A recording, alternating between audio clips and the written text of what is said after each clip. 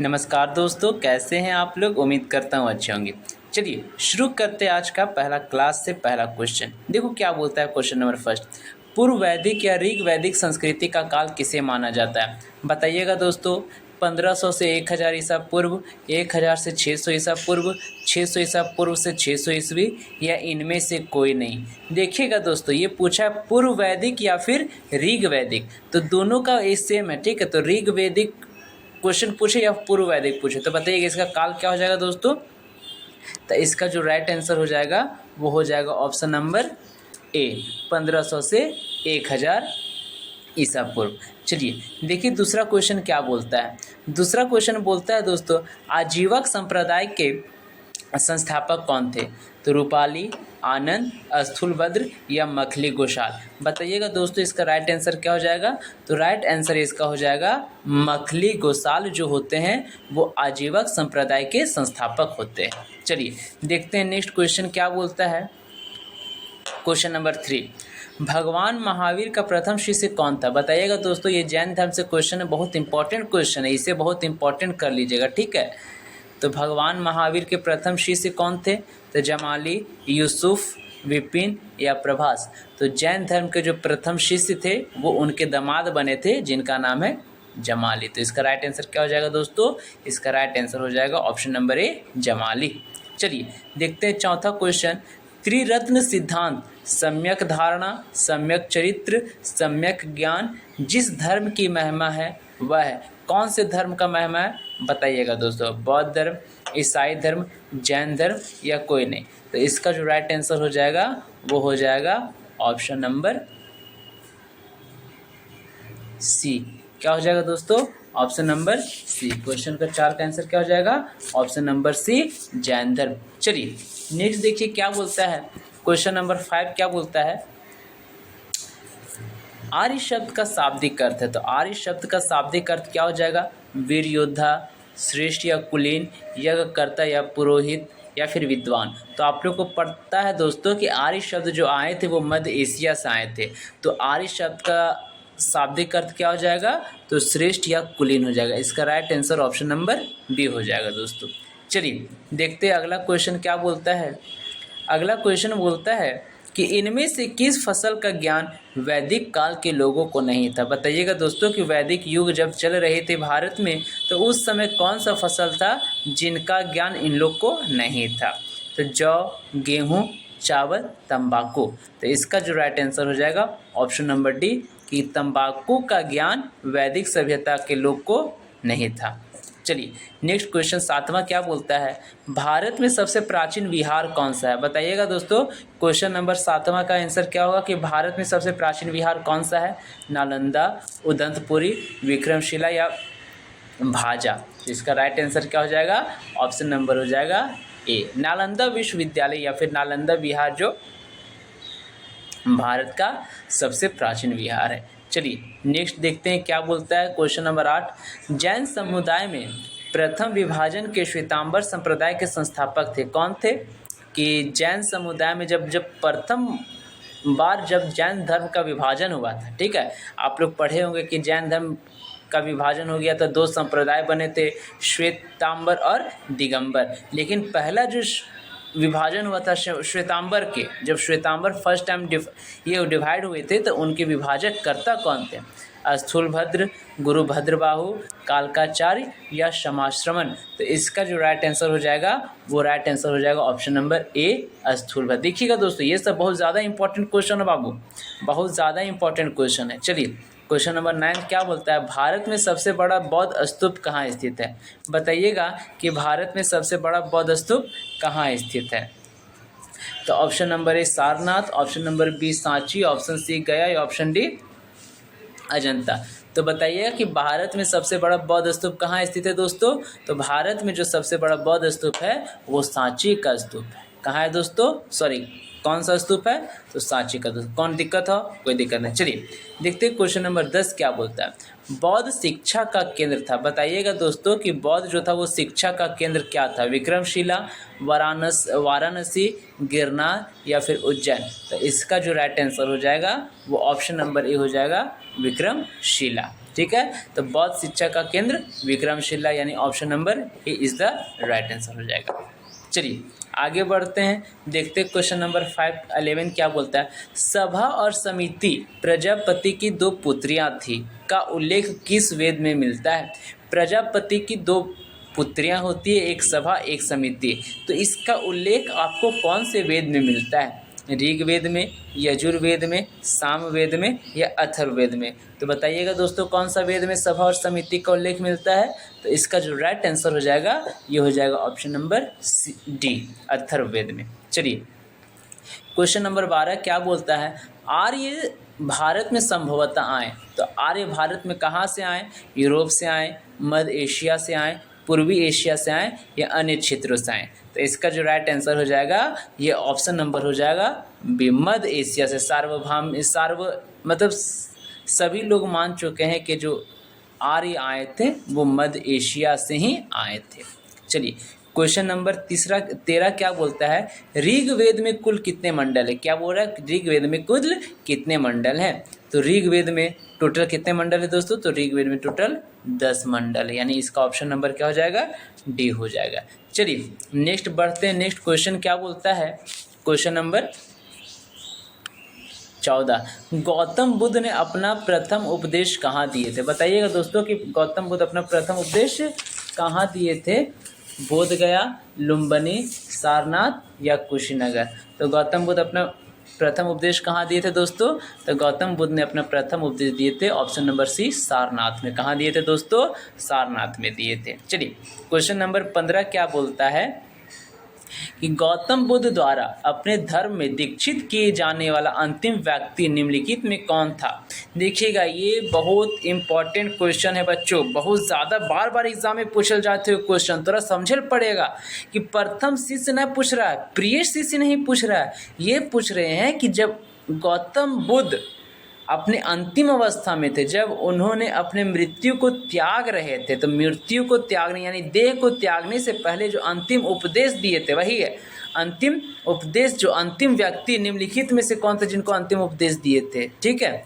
तो आनंद, सारिपुत्र, मेघालन या सुबद्ध। तो इसका जो राइट आंसर हो जाएगा ऑप्शन नंबर हो जाएगा डी। यही सुबद्ध को गौतम बुद्ध क्या किए थे, अंतिम उपदेश दिए थे। ये बहुत ज़्यादा इंपॉर्टेंट हो जाता है, ये आपके भी आई कर लीजिएगा दोस्तों।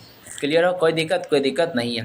देखो क्वेश्चन नंबर 16 का बोलता है महावीर का जन्म किस क्षेत्रीय गोत्र में होता है। बताइएगा किस क्षेत्रीय गोत्र में महावीर का जन्म हुआ था। शाक्य, यांत्रिक, सल्लास या लिच्छवी। तो तुहिन के पता हो कि महावीर स्वामी 24वें तीर्थंकर होते हैं, वास्तविक संस्थापक जैन धर्म का यही होते हैं। तो वो कौन से गोत्र के होते हैं, तो ये ऑप्शन नंबर हो जाएगा बी, यात्रिक गोत्र के। अब देखो कहीं कहीं आप लोग को यांत्रिक देखने को मिलेगा, कहीं कहीं आप लोग को जात्रिक देखने को मिलेगा। क्लियर है, तो इसका राइट आंसर क्या हो जाएगा ऑप्शन नंबर बी। चलिए नेक्स्ट क्वेश्चन देखते हैं, क्वेश्चन नंबर 17। अभी देख भाई ये काची क्वेश्चन पूछो, ये सब क्वेश्चन हो। देख सबसे प्राचीन वेद कौन सा, आपको पता है कि सबसे प्राचीन वेद आंख बंद करके, नाक बंद करके, नाक बंद करके, मुंह बंद करके, सब बंद करके क्वेश्चन मारेंगे का इसका राइट आंसर हो जाता है। तो सर सबसे प्राचीन वेद हम रहा ऋग्वेद। क्या हो जाएगा, सबसे प्राचीन वेद आपका हो जाएगा ऋग्वेद। कोई दिक्कत नहीं सर, कोई दिक्कत नहीं है।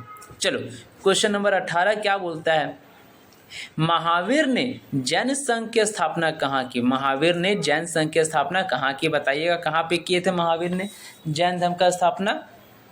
तो कुंडग्राम में, पावा में, वैशाली में या वाराणसी में।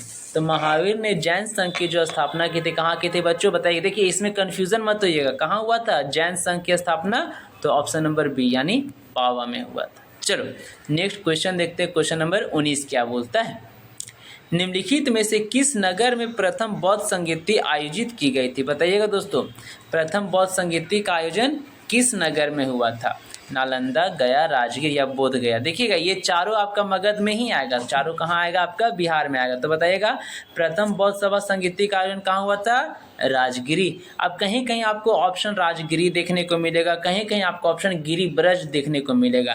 तो इसको हम लोग राजगिरी भी कहेंगे या फिर गिरी ब्रज भी कहेंगे। बोथ आर बतिया इज द सेम हो जाएगा। ठीक हो दोस्तों, तो कहाँ किया था प्रथम बौद्ध संगीति का आयोजन, तो राजगिरी में करल गया था। चलो क्वेश्चन नंबर 8वां देखते हैं क्या बोलता है।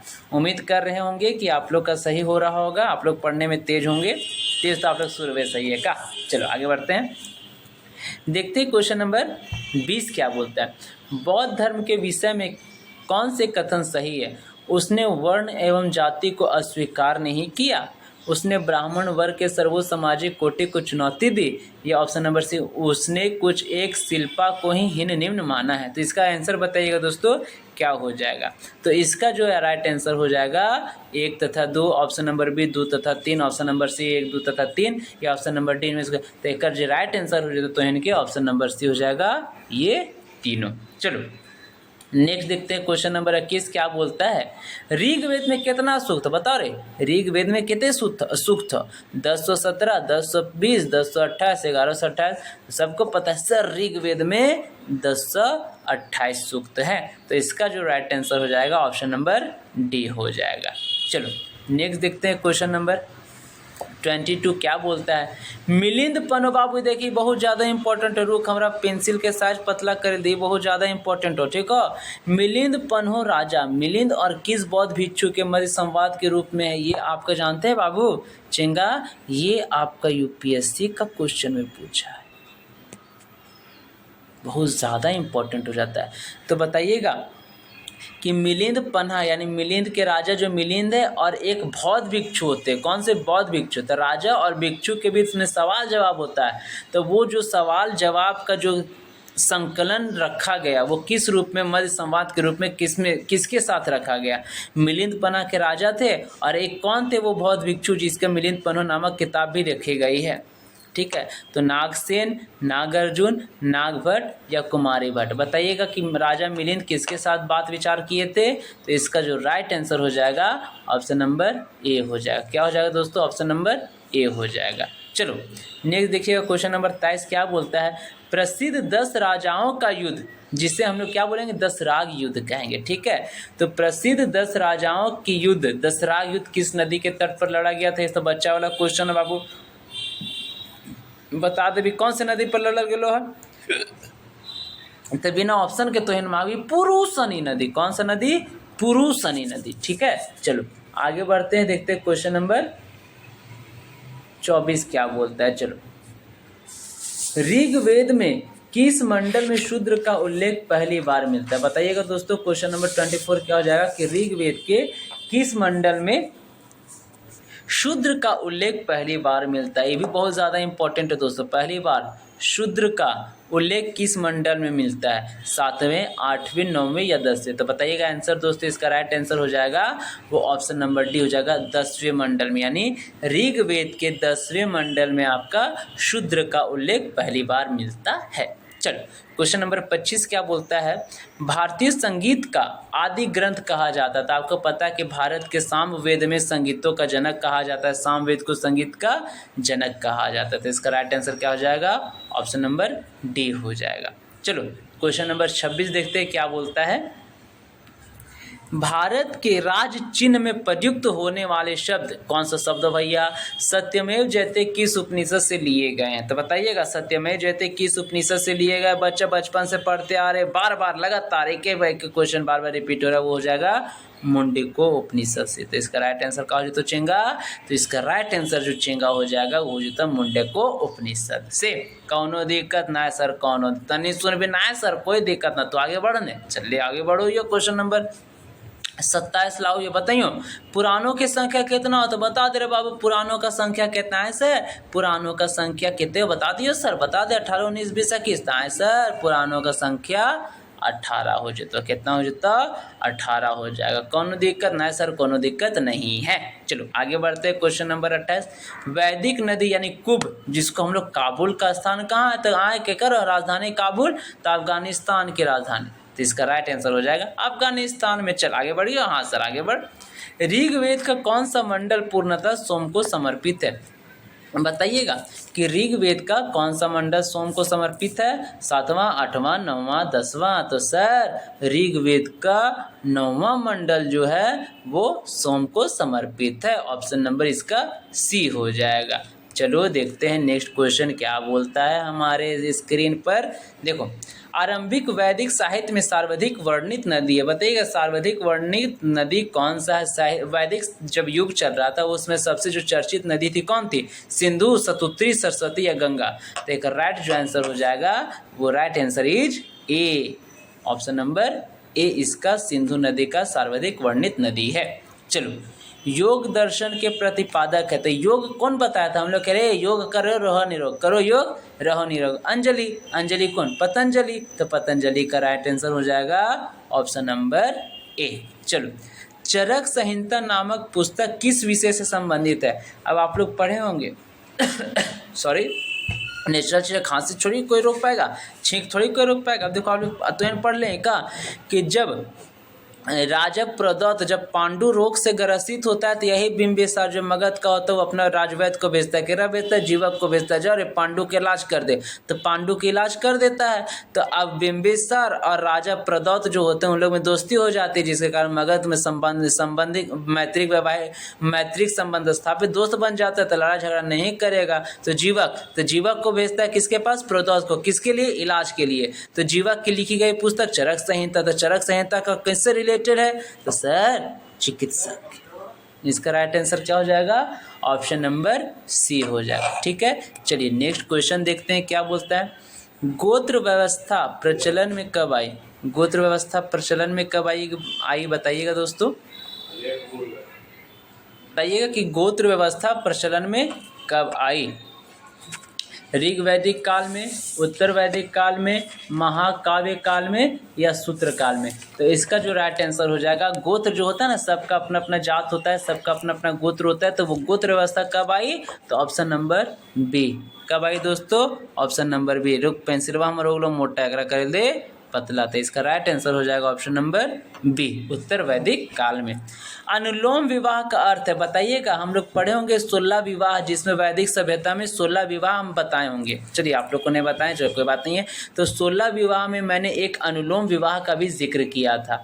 तो वो अनुलोम विवाह का अर्थ किससे है, तो अनुलोम विवाह उच्च वर्ण पुरुष, मतलब उच्च वर्ण के जो पुरुष होते हैं वो क्या करते हैं, निम्न वर्ग के नारी के साथ विवाह कर, यानी उच्च जाति के लोग निम्न जाति की लड़की के साथ विवाह करते हैं, उस विवाह को हम लोग क्या कहेंगे, अनुलोम विवाह कहेंगे। और ये जो अनुलोम विवाह तो इनके बहुत ज़्यादा इम्पोर्टेंट हो जाता है।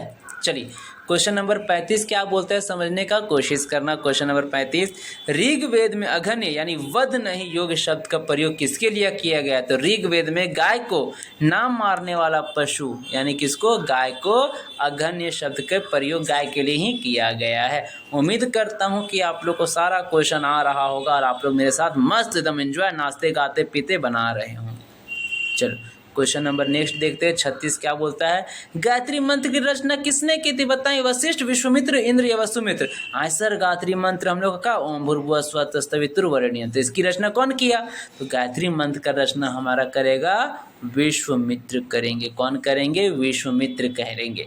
और ये गायत्री मंत्र की जो रचना की गई थी दोस्तों, वो आर्यों को समृद्ध, आर्यों को शक्तिशाली बताने के लिए, समृद्ध होने के लिए ये गायत्री मंत्र की रचना की गई, समृद्ध होने के लिए। ठीक है, चलो क्वेश्चन नंबर 37 क्या बोलता है, किस शासक ने बौद्ध के लिए विख्यात विक्रमशिला विश्वविद्यालय की स्थापना की थी। बहुत ज़्यादा तो इनके लिए इंपॉर्टेंट है। तो विक्रमशिला विश्वविद्यालय का स्थापना किया था तो पाल नरेश कौन, धर्मपाल। इसका right answer option number D हो जाएगा। चलिए क्वेश्चन नंबर 38 समझते हैं क्या बोलता है, किसके द्वारा तृतीय बौद्ध संगीति का संरक्षण प्रदान किया गया था। बताइएगा कि तृतीय बौद्ध संगीति किसके शासन काल में हुआ था, कनिष्क, अशोक, महाकश्यप या रूपाली। तो इसका जो राइट आंसर हो जाएगा ऑप्शन नंबर हो जाएगा अशोक के शासन काल में तृतीय बौद्ध सभा का आयोजन किया गया था। उम्मीद कर रहा हूं कि आप लोग का क्वेश्चन अच्छे से बन रही होगी। चलिए क्वेश्चन नंबर 39 क्या बोलता है, बौद्ध ग्रंथ पिटकों की रचना निम्नलिखित में से किस भाषा में की गई थी। बौद्ध ग्रंथ की जो भी रचना है, जो भी किताब है, जो भी धार्मिक ग्रंथ है, जो भी पिटक है, त्रिपिटक है ना, शुद्ध धम्म, हाँ है ना, बौद्ध शुद्ध धम्म सॉरी सूत पिटक, विनय पिटक और धम्म पिटक, ये 3 पिटक है जो कि बौद्ध धर्म से रिलेटेड है। तो इसका भाषा, इसकी रचना कौन सी भाषा में की गई थी? तो इसकी जो रचना आपका ऑप्शन नंबर सी पाली भाषा में की गई थी, सूत, विनय और धम्म। ठीक है, चलिए आपका देखो पूछेगा कि पिटक कौन से ग्रंथ से है, तो पिटक आपका बौद्ध धर्म से, और ज्ञान सम्यक दर्शन, सम्यक आचरण, सम्यक ज्ञान, ये आपका हो जाएगा जैन धर्म से। दोनों मैंने क्वेश्चन इसमें करवा दिया। चलो क्वेश्चन नंबर 40 क्या बोलता है? प्रथम जैन महासभा का आयोजन कहाँ हुआ था? बताइएगा कि प्रथम जैन महासभा का आयोजन कहाँ हुआ था? तो कहाँ हुआ था? तो प्रथम जैन महासभा का आयोजन आपका पाटलिपुत्र में हुआ था। चलिए, द्वितीय जैन महासभा का आयोजन कहाँ हुआ था? तो बताइएगा दोस्तों कि द्वितीय जैन महासभा का आयोजन आपका ऑप्शन नंबर बी वल्लभ में हुआ था, वल्लभ भाई में हुआ था। ठीक है, वल्लभ क्षेत्र होगा, वल्लभ भाई, मिस फील्डिंग हो जाएगा, मिस टाइपिंग हो जाएगा, इसका जो राइट आंसर हो जाएगा ऑप्शन नंबर बी हो जाएगा। चलिए नेक्स्ट देखिएगा, क्वेश्चन नंबर 42 क्या बोलता है कि जैन साहित्य का संकलन किस भाषा व लिपि में? बताइएगा, जैन साहित्य का संकलन किस भाषा व लिपि में? संस्कृत व देवनागरी, प्राकृतिक व अर्धमागधी, पाली व पूर्णमागधी, या संस्कृति व ब्राह्मण? तो ये आपको बताना है कि जैन साहित्य का संकलन वो आपका हो जाएगा ऑप्शन नंबर बी, प्राकृत व अर्धमागधी। चलिए देखते हैं नेक्स्ट क्वेश्चन क्या बोलता है, क्वेश्चन नंबर 43। दिगंबर और श्वेतांबर संप्रदायों के संबंध में निम्नलिखित कथनों पर आपको विचार करना है। ठीक है, बताओ क्या होते हैं का आंसर? तो दिगंबरों का मानना है कि महावीर अविवाहित रहे, जबकि श्वेतांबर का दावा है कि विवाहित थे। ये भी सही है। दिगंबर श्वेतांबर द्वारा संरक्षित विहित अंगों को मान्यता नहीं देते हैं। ये भी सही है। श्वेतांबर भिक्षु सफेद वस्त्र का उपयोग कर सकते हैं, जबकि दिगंबर भिक्षु तपस्या के रूप में पूर्ण नग्नता का पालन करते हैं। ये भी सही है। तो उपरोक्त में से कौन सा कथन सही हो जाएगा? केवल एक, केवल दो, तीनों या कोई नहीं? तो इसका राइट आंसर हो जाएगा ये तीनों हमारे ख्याल से सही, हमारे ख्याल से यही सही हो। चलो क्वेश्चन नंबर 44 देखते हैं क्या बोलता है। बुद्ध के जीवन से जुड़ी घटनाओं से जुड़े प्रतीकों में स्तूप किसका प्रतीक है? मृत्यु का, प्रथम उपदेश का, जन्म का, या गृह त्याग का? तो आप लोग पढ़े हैं कि जैन धर्म जब मर गए थे तो उनका जो अस्थि होता है वही अस्थि को 7 जगह गिराया गया और वही 7 बौद्ध स्तूपों का निर्माण किया गया, जिसमें से मरने के बाद तो स्तूप किसका? तो मृत्यु का हो जाएगा। ठीक है, चलो हम लोग ऐसे भी देखिएगा ना, किसी का जीते जी किसी का मूर्ति नहीं बनाया जाता है, मूर्ति या फिर हो जाएगा तो मरने के बाद ही बनाया जाता है। ठीक है, चलो दीघा निकाय क्या है? बताना है आपको कि दीघा निकाय क्या है। ऑप्शन नंबर ए जैन ग्रंथ, ऑप्शन नंबर बी बौद्ध ग्रंथ, ऑप्शन नंबर सी ब्राह्मण पुस्तक है, या ऑप्शन नंबर डी उपनिषद? बताइएगा दोस्तों कि दीघा निकाय क्या है? तो दीघा निकाय एक बौद्ध ग्रंथ हो जाएगा। क्या हो जाएगा दोस्तों?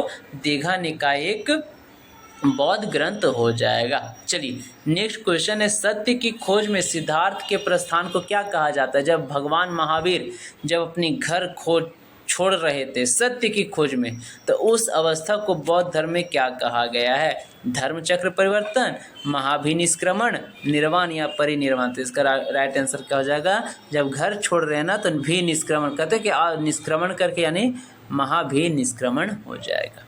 चलिए क्वेश्चन नंबर नेक्स्ट देखते हैं, क्वेश्चन नंबर 47 क्या बोलता है कि निम्नलिखित में से कौन बौद्ध धर्म के पवित्र पुस्तकों में से एक है? तो बताइएगा कि बौद्ध धर्म के पवित्र पुस्तकों में से एक कौन? अभी हम बताए थे ना पिटक के बारे में। ठीक है, सूत, विनय और धम्म, तो यही हो जाएगा। तो कौन से पिटक का पूछा? तो डायरेक्ट आँख, जहाँ भी तोरा पिटक दिखता तो डायरेक्ट आँख बंद करके मारियो बौद्ध, यानी बौद्ध जहाँ पिटक वहाँ। ठीक है, तो त्रिपिटक। चलो गौतम बुद्ध की माँ किस वंश से संबंधित थी? ये आपका पूछा यूपीएससी में। तो बताइएगा गौतम बुद्ध की माँ हुए वो किस वंश की इससे संबंधित थी? तो इसका जो राइट आंसर हो जाएगा कौल्या वंश से इम्पोर्टेंट रिलेटेड थी, वंश के थे। चलो क्वेश्चन नंबर 49 देखते हैं। निम्नलिखित में से कौन सा अशोक का अभिलेख इस परंपरा की पुष्टि करता है कि गौतम बुद्ध का जन्म लुम्बिनी में हुआ था? बताइए कौन अभिलेख हमारा बता है कि गौतम बुद्ध नेपाल में जन्म लो, नेपाल के लुम्बिनी में? तो इसका जो राइट आंसर हो जाएगा वो ऑप्शन नंबर डी हो जाएगा, रुम्मेदई स्तंभलेख, जो कि किसका लिखा हुआ है? ये किसका अभिलेख है? तो आपका अशोक का अभिलेख हो जाता है। चलिए आज का क्लास का लास्ट क्वेश्चन, 5वां क्वेश्चन कि निम्नलिखित में से कौन शब्द बौद्ध स्तूपों की स्थापत्य कला से जुड़ा हुआ है। ये आपका भी आई इम्पोर्टेंट हो तो इनके क्वेश्चन। तो बताइए क्या हो जाएगा स्थापत्य कला से बौद्ध धर्म का, तो इसका जो राइट आंसर हो जाएगा ऑप्शन नंबर डी हो जाएगा। उम्मीद करता हूँ कि आज आप लोग में 50 क्वेश्चन में कम से कम आप लोग की 35 क्वेश्चन सही हुई होगी। अगर आप लोग का 35 क्वेश्चन सही है तो आपका जीएस स्ट्रांग है। अगर 35 से कम जिनका आया होगा वो कमेंट कीजिएगा, 35 जिनका आया होगा वो भी कमेंट कीजिएगा, और 35 प्लस जिनका भी आया होगा वो भी कमेंट कीजिएगा। ये जो मैं आपके लिए 50 महत्वपूर्ण इंपॉर्टेंट क्वेश्चन लेके आया था वो सारे एग्ज़ाम के लिए बहुत ज़्यादा इंपॉर्टेंट है। तो जल्दी से आप लोग चैनल को सब्सक्राइब कीजिएगा, लाइक कीजिएगा, शेयर कीजिएगा। तब तक के लिए धन्यवाद। फिर मिलेंगे हम लोग अपने क्वेश्चन के साथ, नए क्वेश्चन के साथ। पढ़ते रहिए, मस्त रहिए, मलंग रहिए, कचकचा के एकदम पूरा पढ़िए। धन्यवाद। जोहार। जय झारखंड, जय भारत।